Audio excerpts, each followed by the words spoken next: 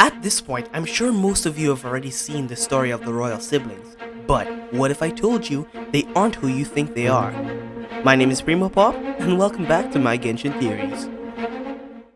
This tale tells of two siblings, a prince and a crown princess. The crown princess was sent off on a mission to retrieve the Genesis Pearl from the Kingdom of Darkness, but unfortunately, she lost her memory of who she previously was, and became the Queen of the Kingdom of Darkness. Thereafter, the prince was sent off to complete the mission to retrieve the Genesis Pearl. This may sound like the story that we're playing through, the story of Lumine and Aether, but there are subtle differences that lead me to believe that that's not the case.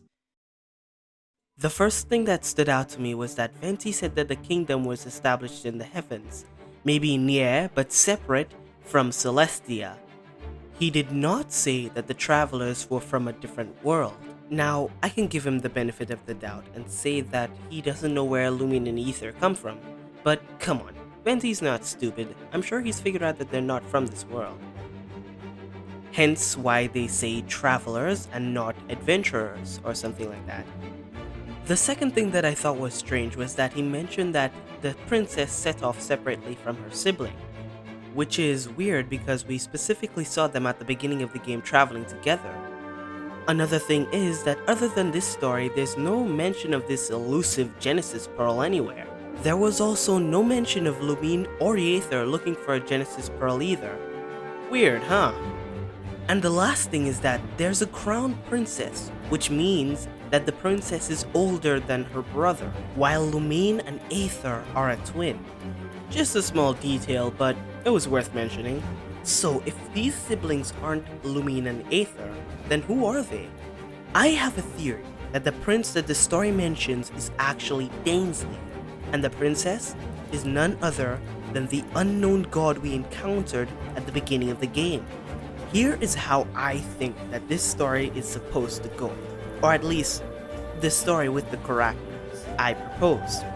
Long ago, the unknown god was sent on a mission to retrieve the Genesis Pearl from the Kingdom of Darkness, and maybe on her journey, or when she came in contact with the Genesis Pearl, she was corrupted by its power, which I think was emphasized by the snake, its red eyes, and the venom dripping on the pearl.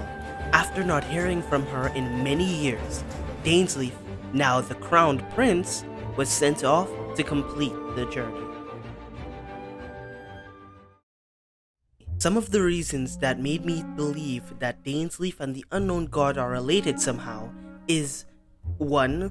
The cape-like thing that they wear that has the star cluster design on the underside of it, and 2. The symbols that can be found on their person.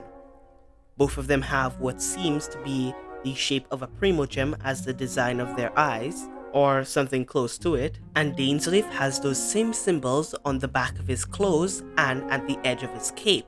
The unknown god has it as a design in her attacks, and it's also the shape of the portal that she came through. Now, I know we usually associate that shape with Paimon, but I don't think that's the only thing. It might be just there to mislead us away from the real truth. The place that I think that it's supposed to be mainly associated with is this kingdom.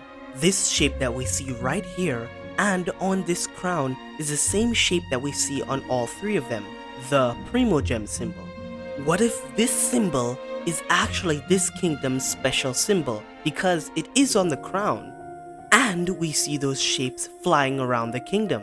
That symbol may represent that kingdom, and the people from that kingdom may bear a mark on some place that represents that they are from that kingdom. With that in mind, we can assume that all of them are from the same place, but maybe not from the same time.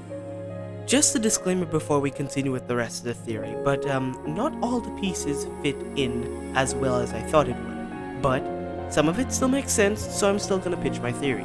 At this point, most of the community assumes that Paimon is the younger version to the god that stopped Lumine and Aether from going home. I mean, they have the same hair color, similar style clothing, the same cape, well, at least the same style of cape. Oh, by the way, if you want a more in-depth theory about how Paimon may be the unknown god's younger version, there's a link in the description to Teyvat Historia's video, which I definitely recommend checking out after this video. Now, where was I? Oh yeah, right. So if we are to assume that Paimon is the unknown god, that means the unknown god must have sent us many, many years into the past. That means the unknown god is in our current present. But I think Dainsleif is actually from even further into the future. Let's go back to the story where Venti says right here that a second crowned heir was sent to complete the quest. Now, to my basic knowledge of the hierarchy, I know there can't be two crowned heirs at once, but if I'm wrong, definitely let me know down in the comment section, and make sure to like the video and subscribe to the channel. I'd really appreciate it. Here is where I go based off assumptions. Now, I'm not sure, but I'm assuming that these people have very long lifespans, and if so, at least some time must have passed, and I think that the tree that we see grown here is supposed to emphasize the passage of time, because I'm sure we all know that it takes very long for a tree to grow to that size, and the prince is standing near the tree in the same dandelion field as his sister. Dainsleif being from farther into the future may not be as far-fetched as you think. It explains why he has so much knowledge. For example, the trade that happened between Morax and Senora for his Gnosis. He knew about the trade and what Morax was trading, but not what Morax was trading for. Or he just didn't want to let us know because of what time period we were in. My point is here that those things could have been publicized further into the future, and that's why he knows about that situation.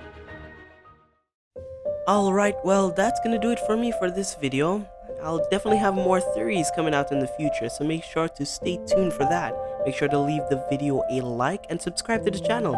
And leave a comment telling me what you thought about the theory. You can also leave me a comment telling me about your theories on the matter. I'm interested to see what you come up with. Anyways, my name is Primo Pop and this has been my Genshin Theory.